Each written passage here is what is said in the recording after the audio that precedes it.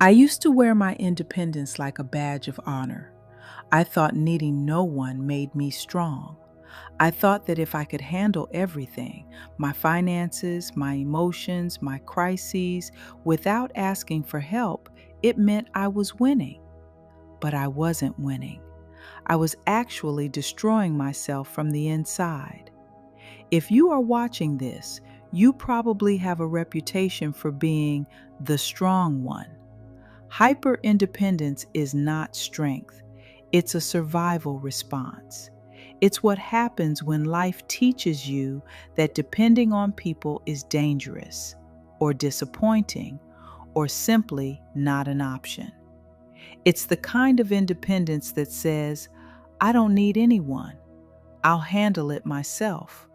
I'm fine, even when you're not. Today, I want to talk about how hyper-independence has quietly shaped my life and the 5 ways I'm learning to heal from it. Because you deserve connection, you deserve support, you deserve softness. Number 1, acknowledge the origin of your independence. Hyper-independence doesn't come from nowhere. It comes from childhood emotional neglect, trauma, betrayal, abandonment, or being forced to grow up too fast. Maybe you had parents who were physically present but emotionally unavailable. Maybe you got shut down, dismissed, or ignored when expressing feelings. Maybe you learned early that asking for help led to disappointment. Maybe you were punished for having needs, so you adapted. You became the strong one, the reliable one, the one who never asks, never cries, never leans. But here's the truth. You didn't choose independence. You survived with it. Healing begins when you stop calling it a personality trait and start recognizing it as a wound. Take a moment and grieve the fact that you had to be that way. Cry for the fact that you were forced to be an adult when you should have been allowed to be a child. When you grieve that past, you stop projecting it onto your future. You realize that the people in your life today are not the people who failed you back then. Number 2, microdosing vulnerability. We need to show your brain evidence that asking for help doesn't lead to disaster. Every time you let someone do something small for you and the world doesn't end, you are laying down a new neural pathway that says, I can receive support and remain safe. Start with low-stakes requests. Ask someone else to do something small for you that you would normally do yourself, like pass you a water from the fridge, or share one honest sentence with someone you trust. Something like, I'm having a hard day. These seem silly, but for the hyper-independent person, this isn't an option. It's terrifying. Starting small helps your nervous system practice the art of receiving. Healing doesn't require you to be fully vulnerable. It requires you to be slightly more open than your fear wants you to be. Number 3, learn the difference between boundaries and walls.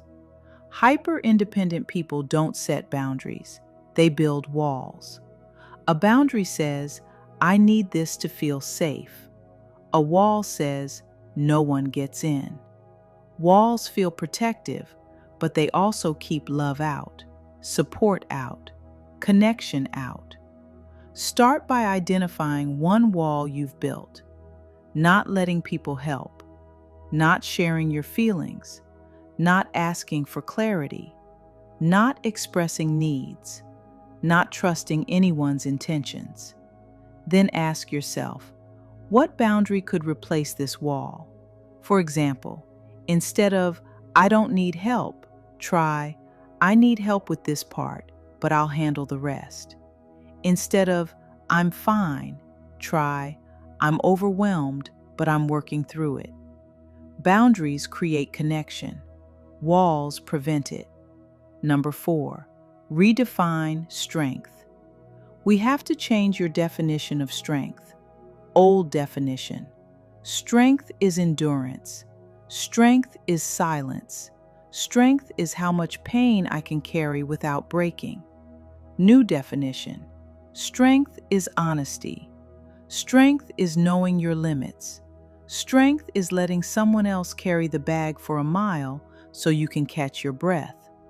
Humans are pack animals. Biologically, we are wired for co-regulation.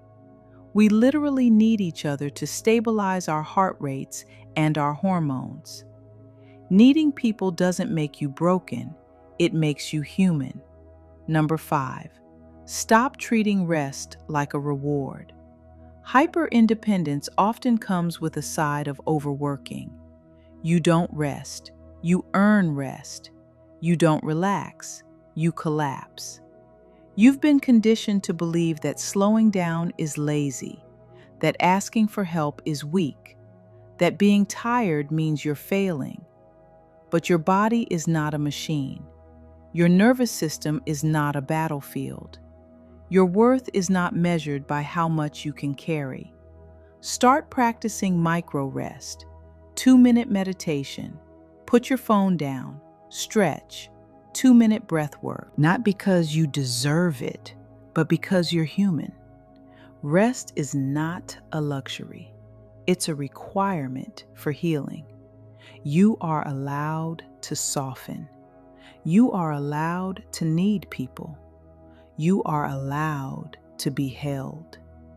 Healing begins the moment you whisper to yourself, I don't want to do life alone anymore. And you don't have to. Not today, not anymore. If you are tired of carrying the weight of the world, you are allowed to set it down. It might feel unsafe at first, but I promise you, the peace you are looking for is on the other side of that surrender. Let me know in the comments, which of these steps feels the scariest to you? Let's be honest about it. This is Pink Peace Energy, a soft place to land. I'll see you in the next one.